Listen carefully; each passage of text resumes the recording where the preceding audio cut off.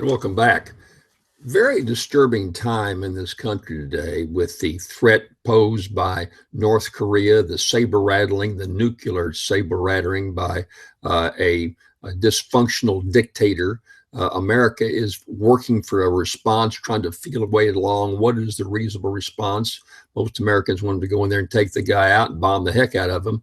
But of course, they've got the North Koreans have a number of weapons right on the South Korean border. We are obligated to support South Korea. If we're not careful, we might be able to get rid of the dictator and level North Korea. But at what cost? At the cost of not just thousands, but perhaps hundreds of thousands of lives in North Korea, other threats throughout the that whole region of the country. So no president has really known what to do with it. No one has taken very adverse action. They tried to buy that guy off by economic development, but North Korea, under its last several leaders, all in the same family, have continued to develop nuclear weapons.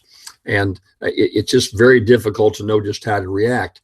The last time this country really came to fruition or came to facing head on a nuclear attack is the focus of my column this week. I hope you'll have a chance to read it. Hit me directly. I had the great fortune of being a student at Cambridge University over in England at the time. It was 1963, and I was staying at a boarding house. A lady let me have a room right on the Cambridge campus, Mrs. Ann Davenport. Her husband was teaching over at Princeton at the time. She and her two little boys were there, and I rented a room. And there was some concern about Khrushchev, the Russians, the Cold War going on, our uncertain relationship with Russia. Then all of a sudden, the Cuban Missile Crisis developed, where President Kennedy announced that he'd seen offensive weapons in Cuba pointed at the United States. Very trying time. You see, we don't realize, we don't take it that quite as personally because we're so far off. But the Brits had gone through World War I, World War II, where they were bombed continually in both wars. It really hit them home. So many of their loved ones were killed in the war, in the Great War, World War I, and then again in World War II as German planes attacked Britain head on.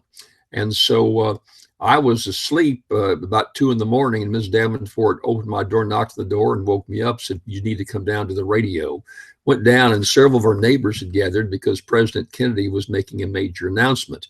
He announced that Cuba had pointed these weapons at the United States and that we were on the verge of a major war. And he demanded the weapons be withdrawn. It was a very tense time. Perhaps you've seen the movie, excellent movie, 13 Days, where President Kennedy, his brother Robert Kennedy, the Attorney General, the various generals tried to find some way out. Kevin Costner stars in that movie, by the way, and I'd urge you to see it. I've seen it on a number of occasions. Well, the announcement was made, and again, you don't realize how this hit home because all of these folks in the living room were tears in their eyes. Women were crying. The men were so saddened. They just thought we were on the verge of going to war again. They couldn't understand why this little island off of Cuba would pose such a threat to us. Didn't realize that these nuclear weapons were pointed right at the United States. Next day, I was approached by several members of the Cambridge Union. The Cambridge Union is the debate society, very prestigious debate society. You have to be asked to be a member. And I was one of the few Americans in Cambridge at the time. There's a lot more today. But in 1963, there were just a handful of Americans there at Cambridge. And so they wanted me to defend my country and explain why we had the audacity to be putting this blockade up and possibly putting us at risk of war.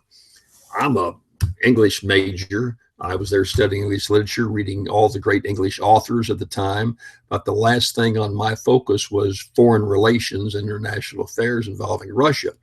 So I kind of tried to bow out, but they insisted I defend my country.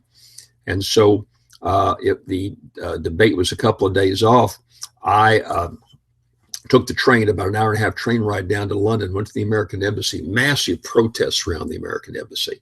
And I had to fight my way through the crowd to get up to the gate. There was Marine guards there at the gate. And I said, "Look, I'm an American." I didn't have a passport, but I had my driver's license. I showed my driver's license and they let me in. I found an attaché at the embassy, told him the situation. And so for about 2 hours, he briefed me on why this was such great danger to the whole world and why America had to take this action. And so then I took the train back to London. That evening, I was the sole voice speaking up for what was looked on as aggression by all these fellow Brits. And they poured it on me pretty good. I don't know how well I did. It was my first foray into international politics, I guess. And so I did my best, but I wasn't all that great a debater at the time, still not, but political life in Louisiana has honed me a little bit further down the line. And so nuclear attacks, the Holocaust was averted, but it was a fascinating time for me to be there in England, right in the middle of the very tensions that are building. We're seeing that in other parts of the world today. Like I say, if you're within the 1,000 miles of North Korea, you certainly have great fear. And hopefully the Chinese, that apparently deal with about 80% of the exports of North Korea, they're in a position to squeeze North Korea very hard. And hopefully Trump is going to have the moxie to kind of negotiate with them and find a way for them to bring pressure, and that whole part of the world to bring pressures to avert any kind of nuclear attacks. So that's the focus of my column this week. I try to write about personal things that hit home. That certainly hit home to me. Hope you'll read it. Glad you're looking at my website, and look everything over, and we'll talk to you soon. Thanks for being with me.